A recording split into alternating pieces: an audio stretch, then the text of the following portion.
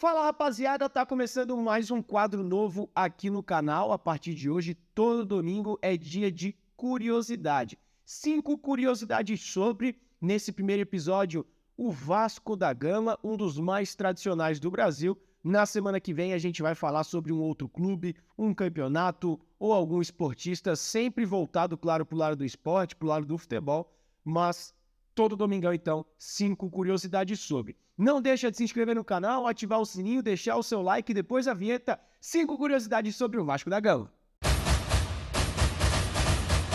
Lá em 1898 nascia o Clube de Regatas Vasco da Gama, criado por comerciantes do Rio de Janeiro, inicialmente para a prática do remo.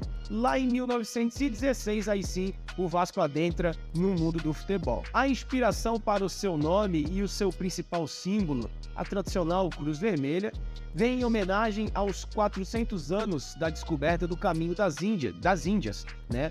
Expedição liderada por Vasco da Gama. Daí o nome, né? Que era o que o Cristóvão queria fazer e não conseguiu, né? Beleza, veio parar na América. Tudo bem. Na ocasião, as embarcações de Vasco da Gama, elas levavam a Cruz Vermelha, por isso, o símbolo. A faixa diagonal. Por quê?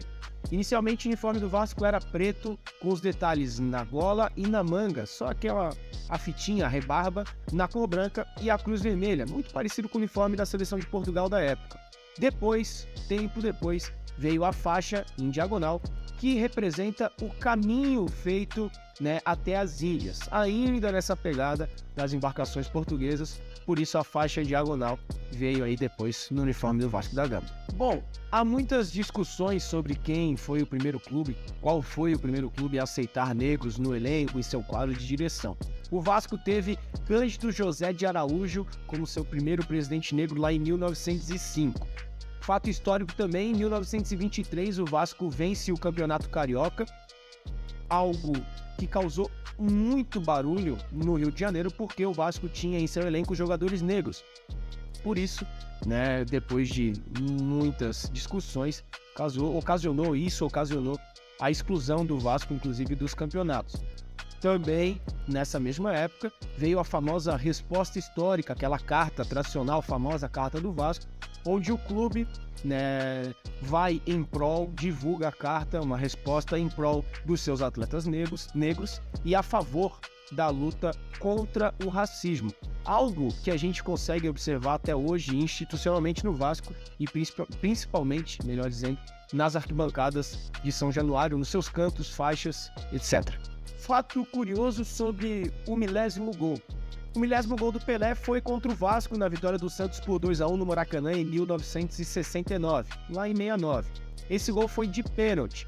De pênalti também, Romário, aí jogando pelo Vasco, fez o seu milésimo gol contra o Sport na vitória por 3-1 em São Januário, lá em 2007. Aliás, aqui no canal tem um tour em São Januário que a gente mostra a trave ali e mostra também a estátua que tem pro Romário. Então o Vasco levou o milésimo gol do Pelé e teve o Romário fazendo seu milésimo gol jogando pelo Vasco. Então tem toda uma questão aí no gol 1000 dos brasileiros. E eu tive a oportunidade de conhecer, de chegar muito perto da bola que o Romário fez o milésimo gol. Fui num evento, participei até, tive a oportunidade de entrevistar o Baixinho, também tá aqui no canal, é só você procurar. E aí eu tive a oportunidade de ver a bola do milésimo gol, tá aqui na tela pra você. Quinta curiosidade, pra gente finalizar esse primeiro vídeo desse quadro. Lá em 2000 tivemos a final da Copa João Avelange, o Campeonato Brasileiro, né, o equivalente ao Campeonato Brasileiro da época. Vasco e São Caetano se enfrentaram no jogo de ida, 1-1. No jogo da volta, em São Januário, o jogo foi interrompido porque um dos alambrados de São Januário despencou, ocasionando aí mais de 50 feridos. Por sorte, nada mais sério. Na época, Eurico Miranda, ele, um dos dirigentes mais importantes da história do Vasco, ele não ficou contente com o adiamento do jogo, nem com a cobertura que a Globo fez sobre o evento.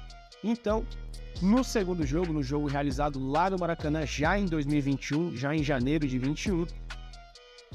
2001, na verdade, né? Melhor dizendo, já em janeiro de 2001, o Eurico preparou uma surpresa que pegou inclusive os jogadores do Vasco, tem vários que falam aí podcast, etc.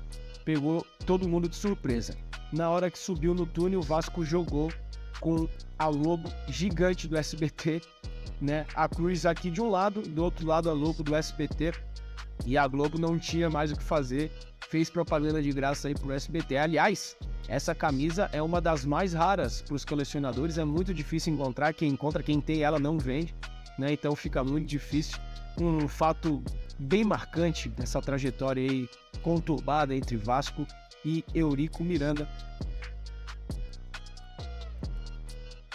Foram essas 5 curiosidades sobre o Vasco, pequena parte da história do time da Colina, né? A gente vai voltar a fazer outras curiosidades, inclusive sobre o Vasco. Eu espero que vocês tenham gostado. Deixa aqui nos comentários, então, se vocês gostaram, quem que vocês querem saber, que time, que esporte. O esporte é um pouco mais difícil, né? Mas tudo bem, pode ser também. Campeonato e pessoa, o que que vocês querem ver aqui nas curiosidades.